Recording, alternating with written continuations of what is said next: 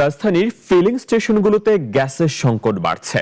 ঘন্টার পর ঘন্টা লাইনে দাঁড়িয়েও প্রয়োজনীয় গ্যাস না পেয়ে ভোগান্তিতে পড়ছেন যানবাহন চালকরা।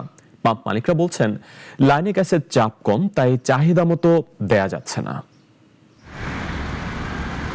তীব্র রোদ কিংবা ঝুম বৃষ্টি, কোনো কিছুই থামাতে পারছে না অপেক্ষার এই দীর্ঘ সারি। রাজধানীর বিভিন্ন ফিলিং স্টেশনে ঘন্টার পর ঘন্টা লাইনে দাঁড়িয়ে থাকতে হচ্ছে সিএনজি চালিত যানবাহন চালকদের। দীর্ঘ অপেক্ষার পরও মিলছে না পর্যাপ্ত গ্যাস। চালকরা বলছেন, গ্যাসের সংকটের কারণে একদিকে যেমন সময় নষ্ট হচ্ছে, অন্যদিকে দীর্ঘ অপেক্ষা করেও মিলছে না চাহিদা মতো গ্যাস। পেশার অর্ধেক।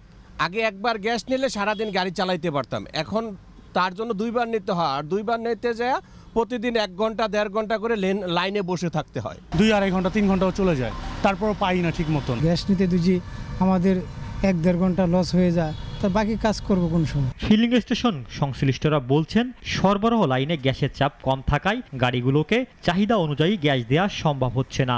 চাপ তো এখন নাই বললেই চলে, 220-25 থাকে, এখন তো 130-40 থাকে এভারেজ বর্তমান। 6টা নজলের মধ্যে 2টা নজল চলে, 4টা নজলে বন্ধ। মানুষের যে কি ভোগান্তি এই গ্যাস নিয়ে, এটা যদি আপনারা না দেখতেন তাহলে এই জিনিসটা আপনারা বুঝতেন না। গ্যাসের যে কত সংকট, রাত আর দিন 24টা ঘন্টা এরকমের অবস্থায় চলতে আছে। তিতাস গ্যাস কর্তৃপক্ষ সমস্যা সমাধানের জন্য একাধিকবার আশ্বাস করলেও বাস্তবে কোনো সমাধান মেলেনি বলেও অভিযোগ করেন স্টেশন কর্তৃপক্ষ।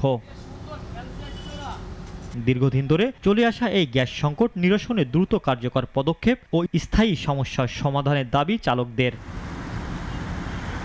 ইমরান শেখ, নাগরিক, ঢাকা।